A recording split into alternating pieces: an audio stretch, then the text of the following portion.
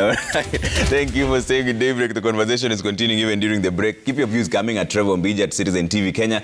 Use the hashtag Daybreak. We'll bring that feedback up in just a bit. But on Dick, I'll give you a chance to respond, and then we get into the story on the back of the Daily Nation, which is the shilling rallying against the dollar to post strongest intraday gain in years. But first, your response. Yeah, Trevor, generally I am sometimes perturbed when you even find members of parliament, they don't even know which party sponsors some of their members. When you hear them asserting so seriously that Mheshimiwa is sponsored by ODM, yet this is a UDA member of parliament, it confuses whether they know themselves or even whether they understand themselves. But the main thing here is that the truth of the matter is that as AU job comes our way, in case we get it, I pray and I believe that Raila Odinga is suited. And that was my first statement. He's well suited for the job. If the opportunity comes and he has the ability to navigate his ways in, that would be a plus to Kenya. And if he can also navigate his way into the good books with the president, that is also good. I know they are not in bad books.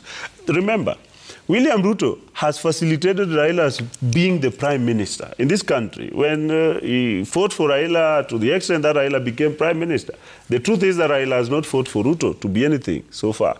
He opposed his presidency. So Ruto will not still refuse as a president. I know William Ruto will not refuse to support Raila to go and get this job. He's a Christian, he understands the faith of Christianity, and he will support him. He's not like the other one who doesn't want to support the other one. And that is the main problem we have, even this Azimio. I'm telling you here, if Senator Manzo and their friends think that Raila, even if he remains in the country, will support Kalonzo for presidency, let them forget about it, because he doesn't support people if there's something he can get. If it is something he can get. But the most important thing I also have to tell you, the truth about the position of politics. The other time, the ODM team were in Bondo in a burial, and they all declared, Orengo explained how different people became members of parliament. And if you saw the clip, it was clear that they become members of parliament because Raila has said. And if Raila will say no, they will not be members of parliament. Then we lose in the morning if he's not Raila saying that he's supposed to be elected. And that is the truth. And even myself, some of us, when he says that I'm a mayor MCA, I'm not just a mayor MCA, I'm capable of being a member of parliament. So it's not that on this panel everybody was to be in parliament. And parliament has very few positions. Only few people can sit in parliament at a given time. And we will sit there, I believe, in myself. The most important thing we have to agree as a country is that we need to move forward. And our politics must be set aside when we are looking at greater things. And that's why I think that when we are looking at the greater position of AU, we must set aside our politics. We must have Baya, we must have Senator Manzo and Senator Eddie, all talking one language to ensure that a Kenyan, irrespective of who the Kenyan is, and in this case, even if it's Raila Odinga, let us speak one language to see Raila go there. And that is what will give us the great image that we want in the global and also in the continental platform. Okay. Finally, I want to make this remark, that as a country, we have to appreciate the role each and every person has played in democratizing the country and also liberating the country. One, there are people who play different roles at democratizing the country in the fight for multi-party. There are people who have also fought in the fight for new constitution, which I also voted for in 2010, and all of us voted for the constitution. As a country, as a Kenya, we have our mission and a vision. And with that vision, we only need a mission, and we need a president in a mission. We need a leadership in a mission to ensure that we proceed to that stage. Whether as member of parliament, member of county assembly, as a speaker, as a president, we all need to work towards achieving that need that Kenyans have. And that is what is in the constitution, that we have given it to ourselves, that it should drive us to the next stage. And if we celebrate today, Kenya, the other week, dollar was at 160. Kenya shillings was at 160 against dollar. Today is 155. I just saw it in the morning. That is something I think that we should appreciate and find how did we succeed in reducing that so that we can keep reducing it. Okay. Yesterday, the other day, we just saw fuel has again reduced, though with a shilling, but it has reduced. Yeah. It has not increased. So I think we need to look at how to push our country forward, and at a particular stage you are in. And like members of parliament today, they are going to discuss several bills which are waiting as they were on a long recess. We need to see if there are issues which were pointed out by court as to those legalities and those principles and policies, then they need to amend in a friendly manner that will take country forward, not in a manner that is to stop the project or to stop the program. That is the hope that we have as people. Some of us who are not in parliament, we will challenge you to that so that we ensure that when we have a mission to move from point A as a country, let me tell you, there's no difference between Azimio and Kenya Kwanza. Because if you looked at their manifesto, they were almost the same. They were very similar to a great extent. It's only the players who are different. So I can tell you that as a people, we must join hands where necessary. Like to support Raila Odinga on AU job, I would support him 100%. But if he doesn't get it, still he will come back to the country and remain here and work with us, maybe run and lose again or win. But the most important thing is, as a country, we must unite when we are in an international mission, like the one we are in AU. All right, let me bring up some of the feedback, and then, Eddie, I'll start with you on the issue of the shilling rallying against the dollar and whether this is a great show that our economy is stabilizing. But let's bring up the feedback at Trevor Mbiji at Citizen TV Kenya. Then hashtag is Daybreak. Let's bring that up on screen and see what you're saying. Sir Nixon says, in Kenya, if you live long enough, you will see government opposers turn into government darlings overnight. Nobody is totally insane until the end. Almost everyone can be bought at the right price. Okay. Samuel Wood says, if you look at AU job issue positively, I think Raila's profile in Africa and globally is huge. He can take this stature to the AU chairperson job and perform better than the incumbent. President Ruto will make sure he clinches that seat. Okay. General Nazaro says, Mr. Ndiek, Raila has reached a point of being an African statesman. He has initiated several changes in the country and even in African continent. It's disrespectful to tie AU job bid with petty local politics. Okay. J.M. Musama says Raila will easily get endorsement from Ruto because it removes him from the 2027 presidential race. It seems Raila had a secret handshake with Ruto where the AU job was offered to him by Nigeria's Obasanjo to cool political temperatures. Okay? Bobo Tieno Wino says it's a good move and kudos to President William Ruto for championing for Raila Odinga's position at the AU, and it eradicates the notion of the winner takes it all. Okay? Sawe says Kenya urgently requires Raila's leadership to safeguard against potential dictatorship, particularly under Kenya Kwanza. Kenyans must carefully consider their choices to prevent vulnerability once Kenya stabilizes. Africa can benefit from his true leadership. You don't leave a name there, but you say, in our dying country, we expect the opposition to be warming up as alternative government for 2027, but unfortunately, they are already showing signs of disintegration. If Raila lost and he goes to AU, surely, who will handle Ruto in 2027? Okay. That's it. So let's start off on the story of the shilling. Eddie, and I know you have a vast knowledge on economy. Are we on the right trajectory now that we saw the shilling posting the strongest intraday gain against the US dollar in 12 years yesterday? Trevor, I think that it's very important to understand why a currency appreciates or depreciates. And there are a number of factors, you know, interest rates being my favorite, because with interest rates dictates, it makes it possible to stabilize the price of goods and services. There's trade imbalances and balances that also come in place. And this particular one, and then there's also government policy in general. And I've been trying to look at what has actually caused this particular, dip for the US dollar. And essentially, we have got a eurobond that is due in June. I think it's about 313 billion US dollars. And this eurobond has been giving investors a lot of trouble in the sense that there is no confidence in our economy to actually be able to actually invest. So when there's a small government move to try and buy more of that eurobond, debt, then a bit of confidence has come in some investors. So basically the dive we are seeing is a bit of trade balance that some investors are trying to come to having confidence to actually put some few money into our economy. Is that a sign? Is that a sign? That's where I'm going. Is that a sign that is a good thing? I don't think so, because the question then becomes, where are we getting the money to pay the eurobond, which is again a whole different debt strategy that the government has adopted that actually will put us into more trouble in future. And I think that somebody like Owen Bayer will get a little bit cagey when I start saying that we need to start interrogating some of these policies that the government is going to.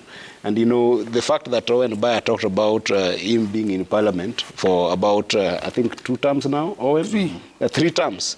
I think that it is high time that parliamentarians start priding themselves on not going to Parliament for the longest time, but how much impact did we have in terms of interrogating some of these moves and policies?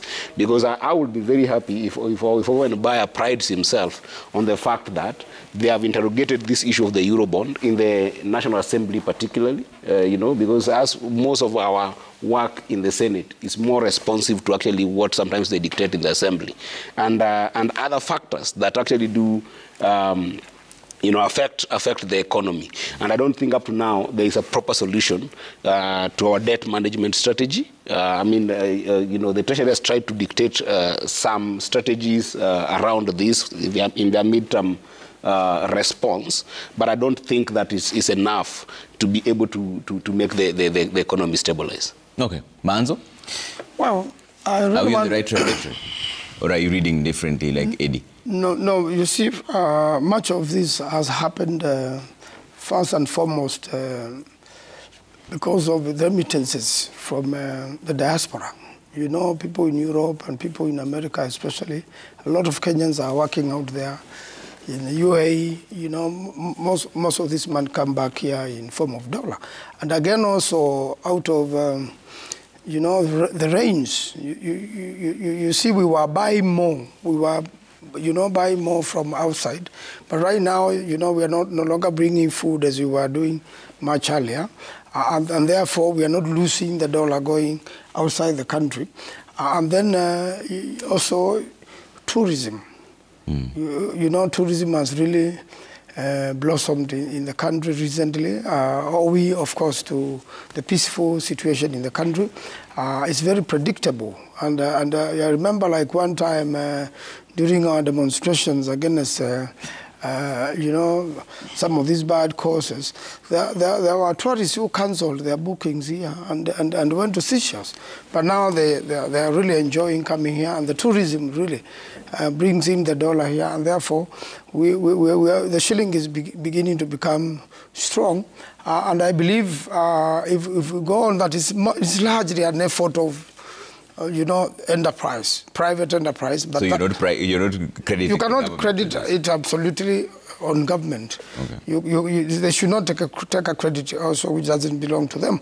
But again, also we have a very good Minister for Finance. I have interacted with him, and I know he has been doing everything professional, including advising and guiding people in his departments. He's a serious professor who understands that, and that has helped also a little bit. Okay. Yes. Owen, the two legislators do not accept that the trajectory here. I used to hear rumors that Eddie is a good economist. And even one day I met him, I think, in a flight, and I was saying, hey, I hear you're a good economist, and one of the brains that we require to have around. But I'm disappointed today, very disappointed, that he can say that what he's actually saying is that all these gains are work of some either he believes that all these things are working on their own. Economists don't think that way.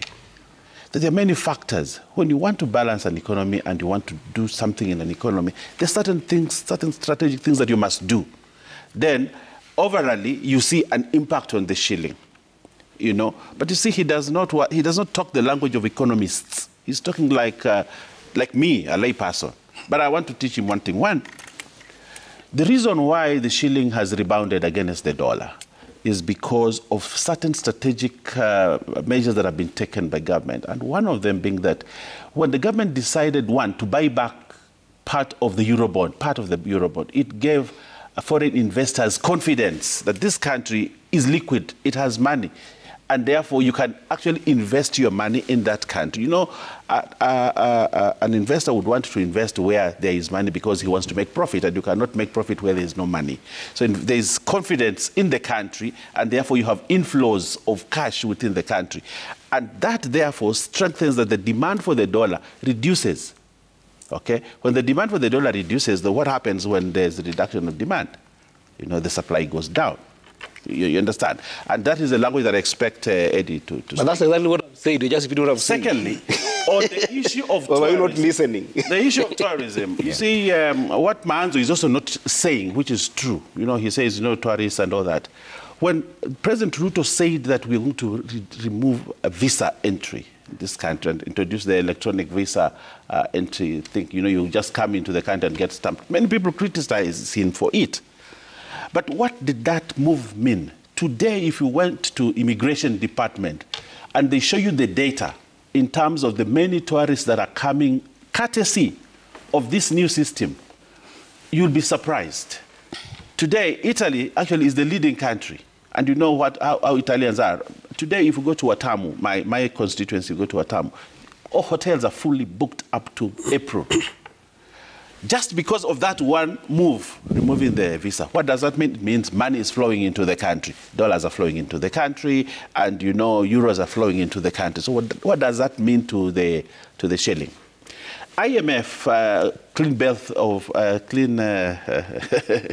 bill of health, you know, and when the IMF says, okay, I think we have a stable country and therefore we can give this much money to the country. The many credit inflows that are coming into the country stabilizes the dollar. So there are many things that have been done, including what IMF has done and given Kenya some credit lines, and the issue of tourism, the issue of buying back the eurobond and the floating of the new eurobond. All these, you know, come into the boiling pot, and we see the dollar actually easing its pressure on the Kenyan shilling. What does that mean? It means today, if Kenya was owed by other countries or multinational lenders or, you know, to the tune of, let's say, 100 billion, and you have cut the shilling by the margin that it has cut, we are talking about gaining about 40 billion shillings, you know, on the debt. If Kenyan debt was 940 and the shilling has done the magic that it has done, it means, therefore, instead of 140 billion, it is now 100 billion. What does that mean to the books, our books as a country and as an economy? Yeah. We have more money.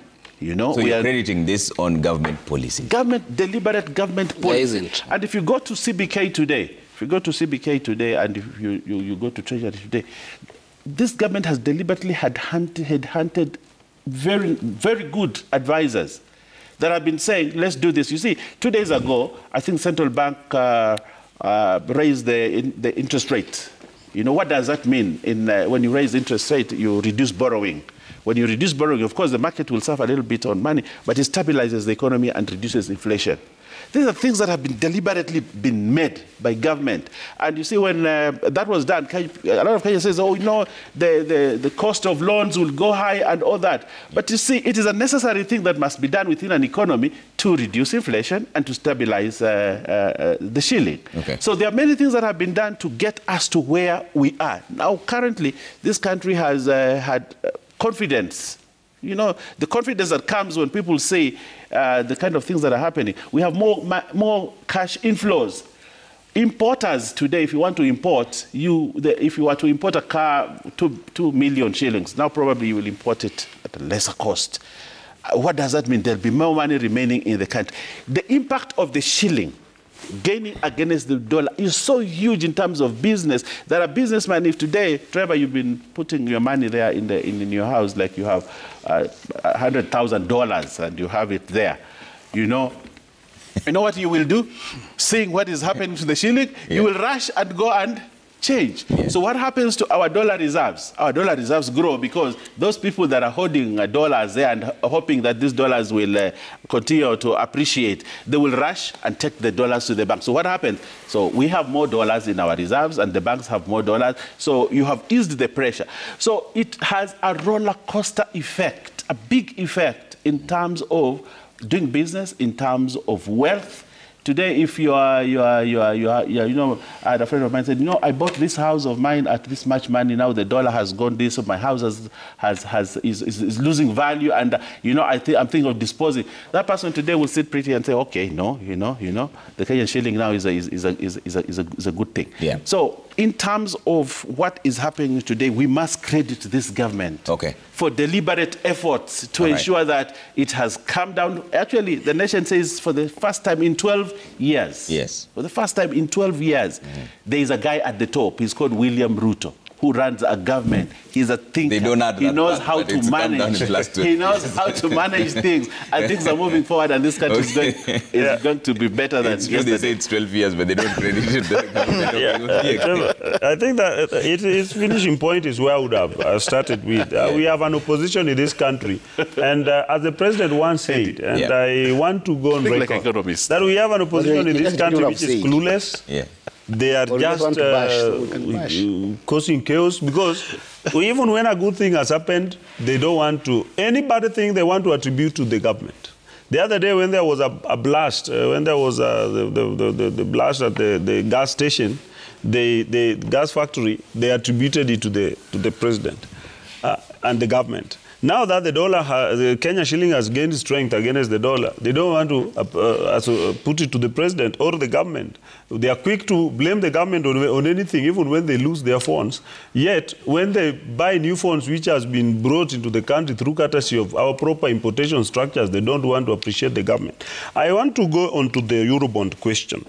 And we look at why a currency appreciates or depreciates against a reserve, what we call a reserve currency. Because you see, the foreign currency which is held by the bank, central bank, in a volume that is enough to be used in the exchange, will determine even how we trade with our local currency. So, the other time we were here, I told you that the pressure that is on the dollar makes it very difficult to be accessed. And that has been due to one thing. When William Ruto took power, you knew the situation in the country. It was chaotic. Every investor was like running away. In fact, you could hear rumors that Tanzania was reporting that many investors were going to Tanzania, some were leaving the country. Why? They were leaving the country because of the very many sufurias which were in the head. People were shouting and throwing stones on the streets, destroying even the highway, this good road which we have. Which investor will be there looking at a certain amount of money being spoiled, wasted by people, simply because of political mayhem? And that kind of politics is what challenged us. And now, they had to run away with their dollar. We lost our dollar reserve, and it reduced. So, the truth is, shortage of dollar was a great problem. And many people who hold it, I said last time, there are people who are holding it. Some were holding it simply because they were expecting it to increase more, as he has said. But now that it's like market shares. When you have shares, you want to sell them today, tomorrow you hear, oh, the company is getting well placed in the market, in the share market. You keep your shares for a while. So that is what has been happening. People holding dollar, and the international investors were not willing to come because of the kind of situation. That's why we need a peaceful country. And the president has always said, the Wangwana should always give him time to do what he can do. Now, we are seeing, like you asked, where is the government going to get money to pay the bond, the eurobond? I think they ought to have answered. The legislators ought to have remembered that the government has floated a eurobond. Based on what is expiring in June, actually, Mheshimiwa, it is $2 billion, the eurobond, which is expiring. So they have floated 1.5 billion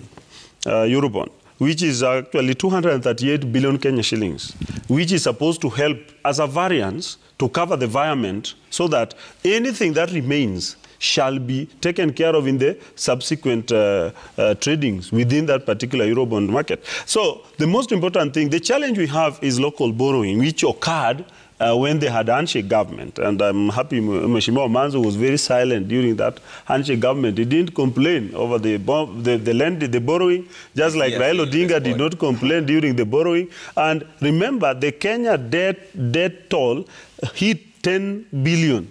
Hit 10 billion in 2022, hit 8.7 billion in 2022. So the borrowing which took place in the first part of William Ruto's presidency was simply to cover, because of the dollar exchange rate, which increased our debt. We had to pay a lot because of what we borrowed when the rates were lower.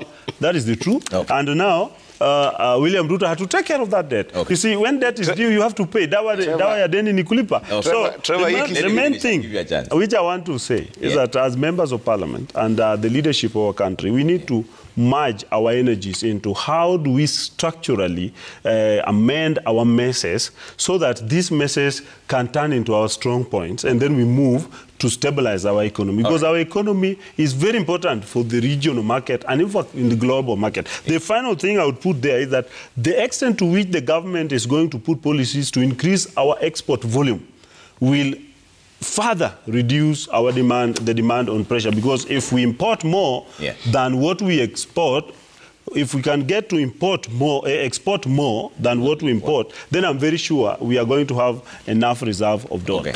You have some reservations with what Owen and say. I won't take any offense. When you're on TV and then somebody wants to impose himself as your senior by virtue of being in parliament, takes your words and then uses them against you. That's classical, typical politicians. And I'm not a typical one, like Owen Baya.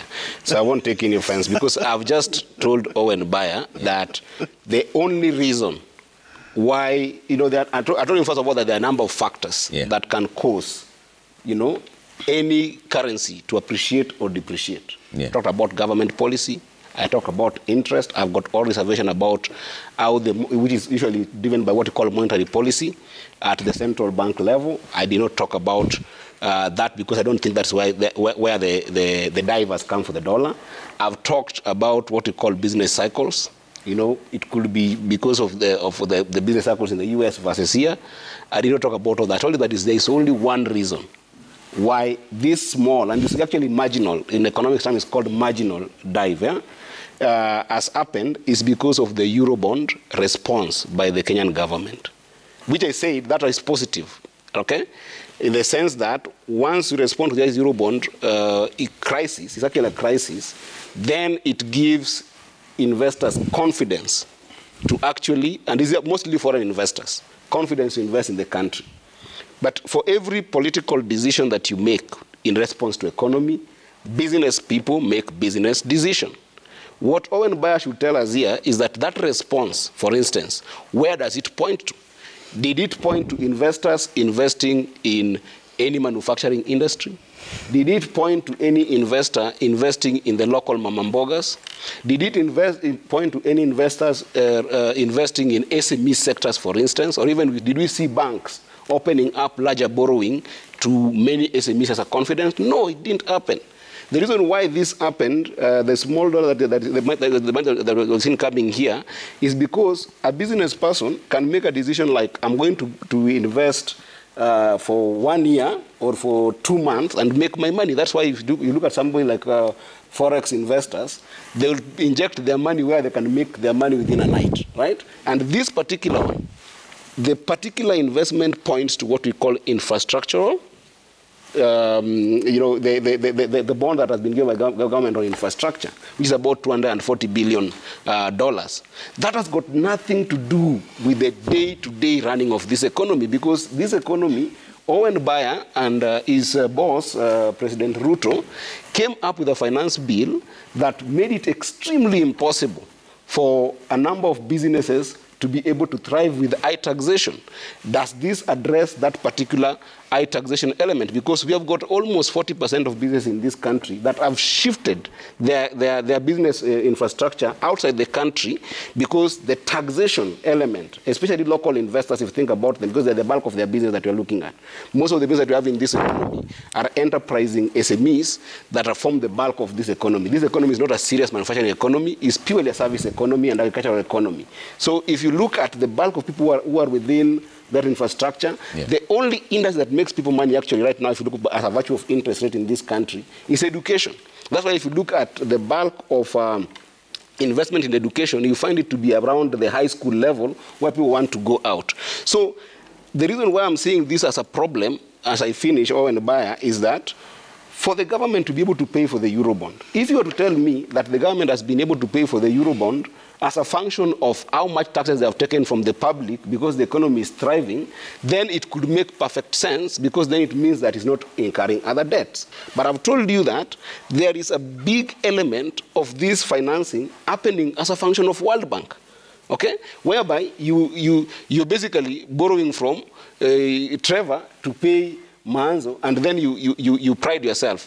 One of the reasons why the Kenya shillings is a big trouble is because our debt is always pegged to the dollar. That one I think you know. Even you don't need to be an economist to know that. You just need to stay along a lot more in Parliament and praise the president to actually know that. You don't need to go to school to know that. Yeah. But now, tell me, the money that we're taking from IMF and World Bank, is it being borrowed in Kenya shillings or is it borrowed in dollars? It is being borrowed in dollars, and that is why I'm saying that as you borrow more money to clear one mess of Eurobond, you're going to have trouble in the future, in the sense that those other debts that you're borrowing are also going to mature, and they're going to mature in dollars, and they're going to need more Kenya shillings to actually settle that. And that's why I told you that it doesn't point to proper government policy to deal with this issue in its entirety. And I think that this is a point that Owen Baya, you should actually be able to take forward and actually look at what would be the best way to address this issue in terms of foreign policy. I appreciate the fact that Ondika, as I finish, Ondika has talked about the issue of domestic borrowing. Right now, we have got, of the issue that we had like from last year, which was about 700 billion that the government was seeking to raise in terms of debt to meet its deficit. A good strategy, for instance, Owen Baya would be for the National Assembly to think, wait a minute, can the government perhaps cut spending? So that when they cut spending, they avoid even the necessity of having that deficit and crowding out our businesses by high domestic borrowing. These are the kind of issues that we want to see in our Owen Baya advancing in the National Assembly. But these simple jabs of Eddie direct. This issue of just let him finish. This issue of direct jabs of looking at the economy from a perspective of IMF will come and save us, World Bank will come and save us, and not building an enterprising economy at the bottom does not help Owen Baya. Let's hear from Manzo, then I'll come to you, Owen. Just write it down. Yes. You can respond to the two of us. So that you can respond to the two of us. You know, my friend Owen Baya may want to dominate the debate. No, Owen Baya got some bile against me for being in Parliament for a short time and performed, and him he cannot show a track record for his Kilifi constituents, you know. So first of all, it is true at some point, investors who are leaving the country for Tanzania and other places due to the high cost of power. Cost of production here is very high, cost of fuel is also high due to high taxation, and that sends investors away. We have no record of serious investors who have brought any monies, recently to the country. But I can assure you, the Kenyans are very lucky that God gave us rain. I am very sure if we had the drought persisted, really would have continued bringing food from outside. We are buying it in dollars, and the hard-working Kenyans have really been blessed by God. And if you check generally the economy, recently, as I didn't get it to you, I was in Washington. Our flights are full, from Europe and from America, and even the ships. Owen will tell you they are docking. We have a lot of tourists coming by, and when they come along, they buy food here. They buy our curios. They buy many things, and the dollar really circulates, and the trade which is going on. So the government still needs to do something about the high cost of living. The government still needs to do something about the high cost of electricity, high cost of petroleum products, so that we can bring back the investors to the country, so that we may be able to continue stabilizing the shilling. So these blessings are really external. And therefore, we have to make sure that, again, we don't go back to that situation. And this comes with bad policies. If we do not agree on IBC, we are definitely going to be back, into some trouble in the country. So what is going to happen in the debates in Parliament are very healthy. And I also want to say that President Ruto also has stopped taking the very hard stand on some of these things. And I'm hoping that he's not going to be selfish with IBC. The nation will come first.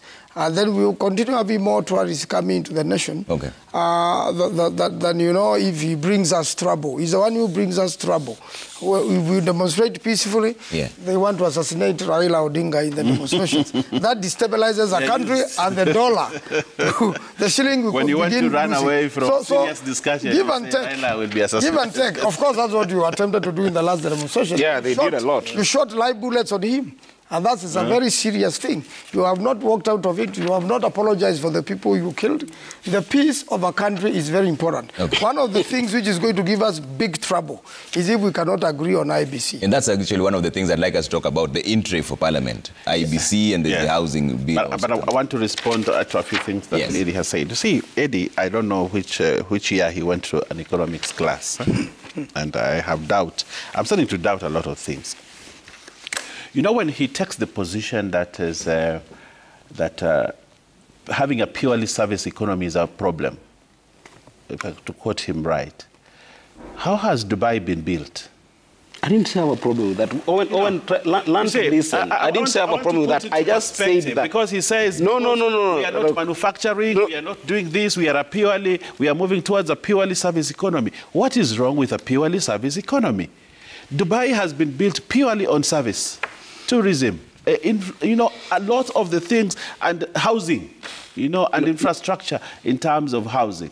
Dubai is a pearl. Everybody looks at it and admires it. And when you ask yourself, how has it been built the way? There's something called mere recognition. I've recognized that our economy is based on agriculture and service economy. I didn't say that it's a bad thing. I just said that where do we drive direct foreign investment to? Okay. And I've pointed you to Owen. So I want to let me quote me right, at least. So Singapore, for example, I had a good opportunity to read Lee Kuan Yew books during the and I wanted to ask myself, where is the Singaporean magic? It is purely service. Today, the city in Singapore receives more tourists than many of the cities in the world. And they don't have anything, to show, but they've built a zoo there, a funny zoo, they have done certain things. But everybody goes to see with the magic in Singapore. Tourism is purely service. The hospitality industry is purely service. It is not one of the huge economies. The housing industry, actually it's an industry, the housing industry in Singapore has made Singapore be what it is, and one of the biggest economies. But what do they have in terms of manufacturing? If you read the books and you look at what do they have in terms of manufacturing, very little. But they have built their economy in terms of service and people investing. And one of the biggest investors, and I want to tell Eddie, is IMF. IMF is not an investor. No, listen to me first. Don't run to that. Because World Bank is not an investor. Listen, Eddie. Let him finish Eddie. his point. Because when IMF says, we are interested in building this road, and they fund a road, whether on debt or what, it is an investment they have brought into the country. They bring in cash inflows for particular projects, and they say, as a country, you need to do this, and therefore this money. When they build, let's say we get money to build the Mau Mau roads in this country, and we get money from IMF, that money will circulate in this country. It will pay contractors, it will stimulate the economy, and it will ease the pressure on the dollar, because this is cash inflows, And when Kibaki was president, he talked about something which has never left me, FDI, foreign direct investments. Yeah. It is what spurs government. Today, when the president went to Japan, last week when he was in Japan, the amount of foreign direct investment that he got to this country is immense. That in itself stabilizes an economy. But it was a deliberate move that the president took to say, let me go to Japan. What am I going to do in Japan? I'm going to look at the special economic zone in Dongokundo, and I want money for it. I want to stabilize the marine ecosystem and the infrastructure within the marine, and he got money for it and says all this money goes to the coast region. Yeah. Which money is not yet here. That in itself, even before that money comes, let me explain to you, you're just a pure lawyer who knows how to do politics, but I want to tell you some economic facts. The fact that Japan has pronounced itself that it is bringing certain amounts of money into the country, that in itself gives investor confidence that this is a good country, that money is coming, and therefore people will start coming in with their money into the country. The housing thing that AD's party and, have been rushing to one court and all this, sometimes I sit down and ask myself, when I hear Raila Odinga speak, he says, we want to be a Singapore. We want to be a Singapore. We want to be a Malaysia. We want to be like the economic Trevor, this must be responded to. Yeah, we want to be like this one must be responded to. Then I ask myself, so how has Singapore been built? Singapore was built purely on one of the things that built, one of the pillars, strong pillars, was on the housing program. A housing program that has thrived. Kenyan delegations from parliament always go to Singapore to go and see the magic of the housing and how it has transformed. Singapore was built. Okay. Trevor, we can't. What creates this kind of impatience is sometimes a level of this kind of lies and ignorance. Because you know why? No, I cannot allow him to continue talking like this when I cannot allow him to continue talking like this when this government came on the basis of helping what we call micro enterprises. Okay. These micro enterprises, Trevor, and this is why I now feel pain, because most of young people who are trying to do micro enterprises in these countries, the people are feeling a lot of pain. Okay. This kizungumingi about how Singapore grew does not solve the issue of micro enterprises here. Okay. Trevor, last year in September. Which lie? Which lie? Just wait. Last year. No, you claimed he made a lie. Which lie is he saying? Because you are only building a point. You're not letting him execute his point. Last year. Yeah, you are only denying him opportunity to say what he's saying. Quiet, yes. Allow AD to run the show. It was just a point of order. It's not about running the show. It's a point of order. There is no point of order. It's a point of order. No point of order. You are not speaking. It was only who was speaking. No, but you interfered with him when he was making a valid point. Yet you raised the point. It is invalid. Owen is still on the floor. It is correct point. Correct position. Yes, Owen. Can I respond to him after this? Can I respond to him? I want to say this. Yes. Agriculture, for example. I was very happy when my friend. This guy we worked very well in Parliament with, and he's a nice guy, he's sharp politically. But I want to say this. But there's a but there. That's understand this. Yes, we received very good rains as a country. We received very good rains. But yes, we thank God for it and we attribute it to God. But he should also move forward and say, what strategies did this government put in place to ensure we get a bumper harvest? Yeah. Yes.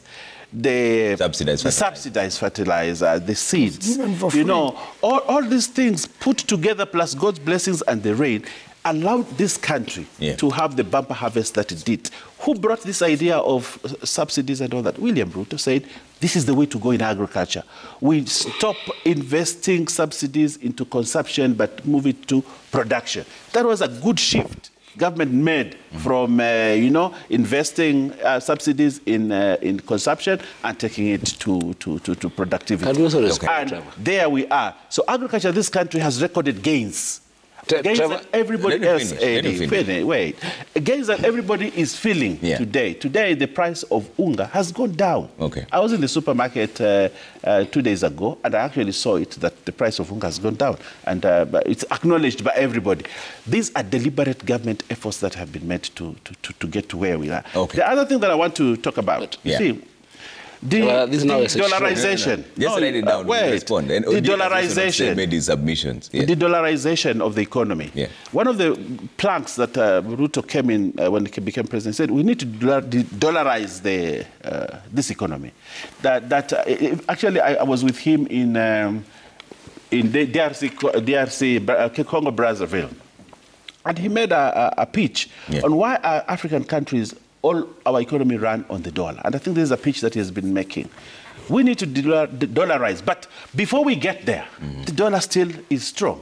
But as an African continent and as a country, we need to move towards ensuring that the dollar does not control the economy. China has started it, and many other economies are moving towards that. As Africa, we need also to look at it so that we are not tied to this issue of our economy and our money tied to the equivalent of the dollar. All right. I want to finish one. But I think now this is his show. This is his show. Very briefly, and I want to say this. Eddie talked about cutting spending. Cutting spending. Yes, it's very good and very good thing. But when does an economy grow? Do you grow an economy when you have cut spending and there's no money and there's no money in circulation? Or do you grow an economy because there's money that is circulating? So as an economist, you need to look at the balance. At what level do we say cut spending? We need to cut wastage, not cut spending. All right. You know, because if you cut wastage, then you save money. But if you say you want to cut spending, the economy will dry. Trevor, I agree to the great extent that our parliament, there's a lot that needs to be done in respect of our parliament. Because I see a clique of members of parliament, not the ones we are with on the panel, but most of them, either they don't know what is going on in parliament, or they don't know what is being discussed in parliament, or they can't interpret properly policies of the government as sent to parliament, or the only thing they only know is to say yes as per instructions or whichever way it comes from. When you are told to say no, like opposition's role in that parliament is simply to say no, like we are going to start seeing them from this week and next week, rejecting everything brought by government and not debating them. And the best thing they can do is to yap like you see they do without coming, without researching anything and not knowing many facts to be put clear. And that's why I'm happy that when you bring them on debate, you bring those who are non-parliamentarians also to moderate their extent of yapping like they do in parliament. What is happening today in Kenya is a positive move, and the president must be praised for this, whether someone likes it or not, because the president has remained firm that the problem which he found Kenya, when he took power, the problem he found must be settled, and it must be settled properly. It's not dictatorship. I saw some person talking about dictatorship. William Ruto is not a dictator. He's only a person who wants to do things right. Remember, he's an entrepreneur. He's a serious businessman in the country. He understands the economics and he understands the gimmicks of business. Some people opposing him don't even have a shop. Yet he has shops and hotels. Some people who are talking about him don't have even businesses. Some are just wise men around who run around on a few deals and they are done. Then they talk as if they know some economics. I'm telling you, President William Ruto understands.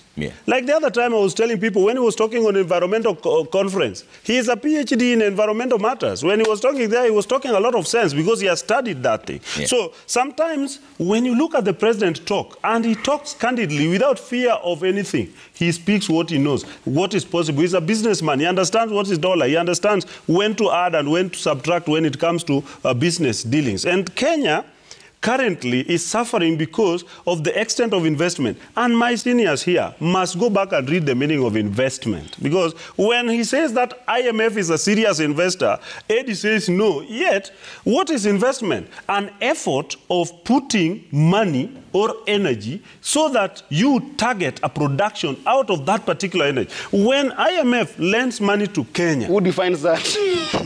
You go and define what is investment. Unless you don't read. This is the problem, that they wait to be told what to say by Raila, and that's all they want to say. They don't want to look for themselves what they're supposed to read. Then, when the president reads properly, that's the other time when the president talked about whoever doesn't want to toe the line, Arudi Kwa wafanye nini. When the president said the three things, they did not know that the president read the Bible, and that is actually a quote of the Bible. They don't read. So the main thing is this.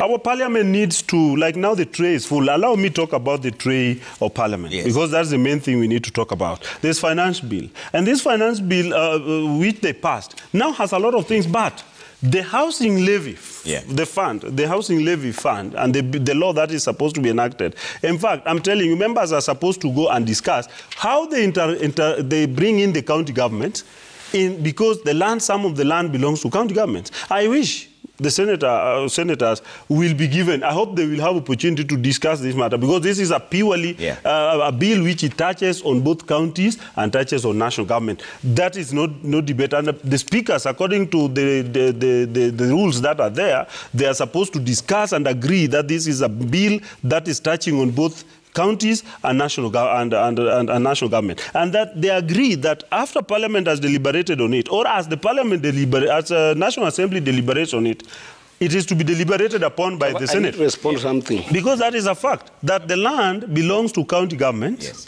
and the development is being done by the national government. So it is mixing the two. Yeah. Main thing I want to add to Parliament is that let them focus more on what will propel the country further, not going to cause to stalemate so that we keep waiting, yet the country needs solutions. Okay. And the main last point I put there as they submit, because they need more time to talk much, because they are the policy makers, because it is their legislative duty, which we also don't see well, because they will run away when these matters will come. I'm telling you, they will run away. They will get out of Parliament when they will lose on voting, because they will have failed in negotiation and debating. They will run away, and they might even come with whistleblowers in Parliament, so that they are seen how to mejaribu tukafungiwa. The main thing is Parliament must come to task and must come to give Kenyans the results and give President the way to serve this country, because William Ruto has a vision. Now he only has a mission to work, and he needs Parliament to give him policies, so that when he does something, court will not say there is no law.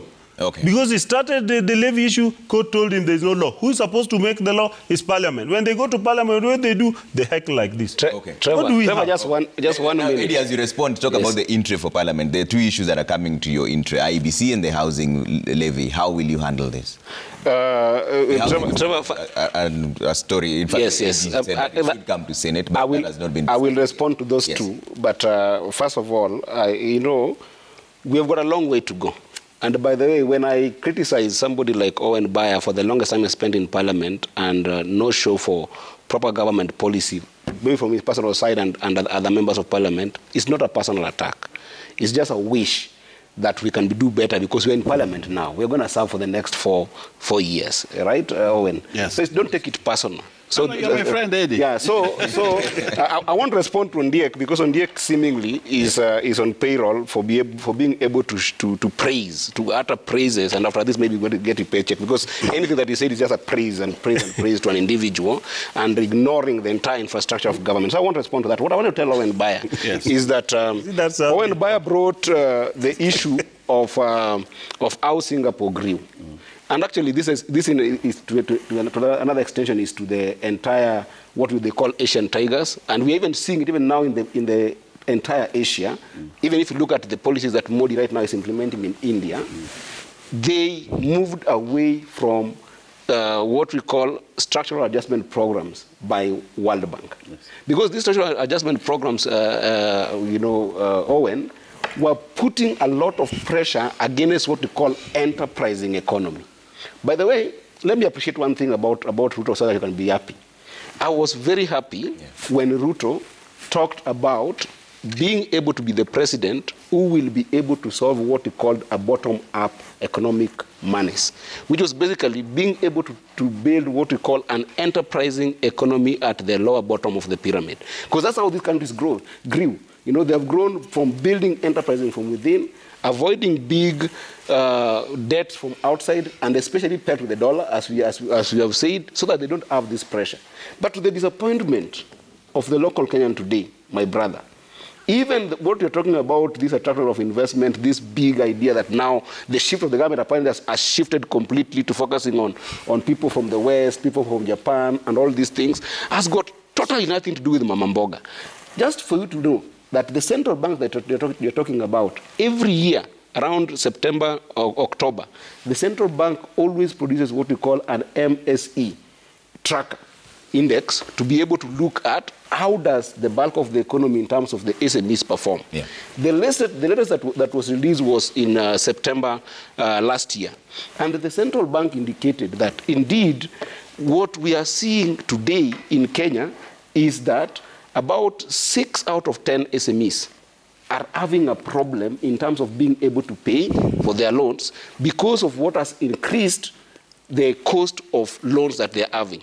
And that has caused a lot of liquidity problems with them. It has caused a lot of them to actually not being able to run. They're going down. And central bank has expressed itself. This is something that is on central bank. They have expressed itself about this particular concern with regards to how this affects the economy and with regards to how focusing on fiscal policies at the National Treasury is pushing us towards higher interest rates that are going over 20%. Okay. These are problems that need to be addressed because if Mama Mboga today cannot be able to put up a stall, be able to borrow money and to be able to put up a stall, I know you are going to respond with this issue of ASLA fund, which is extremely very poorly managed. And even if it was not poorly managed, 50 billion cannot be able to actually absorb all this. I know. If you look at people like what were Boda Boda in this economy, I think it's one of the single most biggest micro SMEs enterprises that we have in the economy. Over 1.7 million right now in the economy, according to NTSA. If you look at them, they have actually been forced to go to other lenders who are basically sharks, who are charging them almost 54 to 60% interest per year. What I want to see this government talking about is, can a Boda Boda be able to pay you to credit their Boda Boda or be able to pay other lenders money to be able to do their Boda Boda business? Okay. Can somebody who's selling a smoky be able to build an asset base of that small thing that you're seeing them pushing as a cart that they can only buy at 20,000? Can they be able to afford it? Can Mutua Wilbaro, which was your hallmark, symbol to come to power? Mutua Wilbaro today, one I-frame Wilbaro, the low frame, goes for 5,000 in the economy. The ASLA fund only gives them 500 bob to be able to buy any of this, but it's not possible. Okay. The high frame one goes for 19,000 in the economy. In the economy today. If you go and look at who want to push a cart in this street, Upper Mudurwa, they can't afford that high frame wheelbarrow of 19,000 because they cannot build the capacity to be able to get the loans that they can be able to do. Okay. I want you to respond lastly to people like even the people who are doing car wash business. For somebody to put a car wash business, they need that water tank that for 3,000, that also goes for about 20,000 in the economy. These are the people I want you to talk about as a government, because if you make them enterprising, instead of thinking about these big projects that are talking about, IMF is helping you to build this project. I do understand the issue of infrastructure, that if you build infrastructure that is proper, $1 investment in infrastructure should actually lead to about $4 return on that infrastructure. All right. But it cannot come without building your basic and being able to solve the issue of Mama Mboga, being able to solve the issue of these people that you have now completely abandoned and left, and you've left them at the mercy of IMF and World Bank, which is going to help them. You're going to still tax them more to be able to pay World Bank in the future. I want to say that targeting the smallest person in the economy, like a Boda Boda person, the moment there is high cost of living and high taxation, the person who was taking a Boda Boda decides now to walk, and the Boda Boda person doesn't do business, and that holds money in the country. So I think, through the finance bills and any other legislation we are going to do, cost of living has to come down. Secondly, if you have to stabilize the dollar further, we must fight corruption. All those nations which succeeded, the first thing they dealt with was corruption before they dealt with anything else. And if they never dealt with corruption, there will not be a good example today. So I believe when we go to the House, I'm really expecting the issue of housing to be dealt with, in a correct manner, the manner of fundraising, and the manner of how it's being handled. Some of the best examples are in Rwanda, where they make sure that the people who have been removed from their houses are the ones who are coming back to these houses. But in our situation, we remove the people from the houses, we throw them to the streets, and now the person who has to buy the house has to be somebody with a serious earning. And when you destroy the middle class, which is what we are doing, you overtax the middle class, the people with a salary, then you crush the hustler, the Boda Boda man, because the Boda Boda man and the hustler are lifted and work with the middle class. They're the ones who do kibarua at home and that sort of thing. So we must really protect the middle class as we do taxation.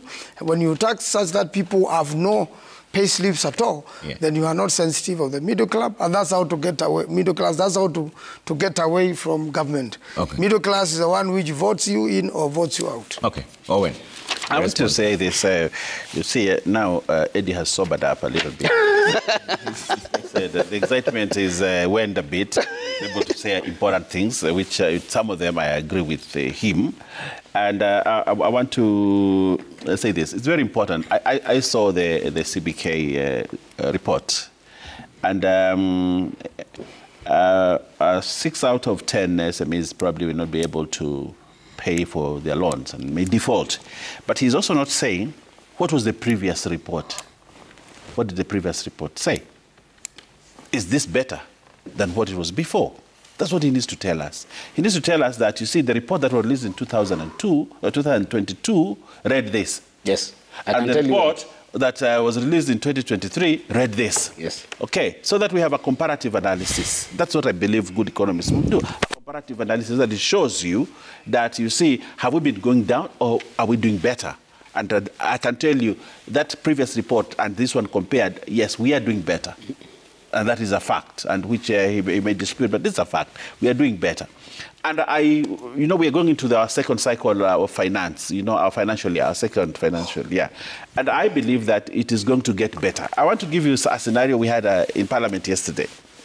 Yesterday, when we were discussing the issue of CDF, there has been a lot of hue and cry in Parliament about CDF.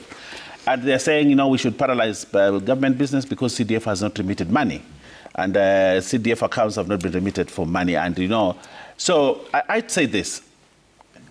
At same time, last year, remember when we went to Mombasa and we were trying to get the induction of members of parliament done and all that, it was chaos and stuff like that. In February of last year, at a particular time like this, CDF accounts had only 14 million. Only 14 million had been paid, same time. This year, at least the minimum an account has is 30 million. It's 30 million, the minimum. At a particular time like this, last year, counties didn't have money. They didn't have money. Counties didn't have money. And there was a lot of hue and cry and all that. New governors could not start working because there was no money and all that. Now, the money for county government has been paid. Till which month? But at this particular, I want to do a comparative analysis. Which month? I want to paid by mouth. Because we are from Senate. No, this one is only paid by mouth. For which month has the counties received their money? Let Owen finish his point. So money is there now. By mouth. When you compare, I want to do a comparative analysis. Eddie thinks in a different way, but I think in a comparative analysis way. So at particular time in February last year, same time, counties money, there was no money. Now they have. CDF had only 14 million. Now everybody has 30 and above. Okay. What's that indicator? What is it telling you? It is telling you progressively we are getting it right. Things are getting better. Even these SMEs that 6 to 10 are not getting money. Very soon you will get a report that tells you, yes, the dollar was bad, now it is good. There was now cash inflows. Now we could not hire teachers. Same time last year, they were not. Now we have hired over 50,000 teachers. What are these indicators? What are they telling you? Money for JSS had not been released last year, same time had not been released. Now money for JSS, 7.2 billion, has been released. Money for FPE has been released. That had not happened last year.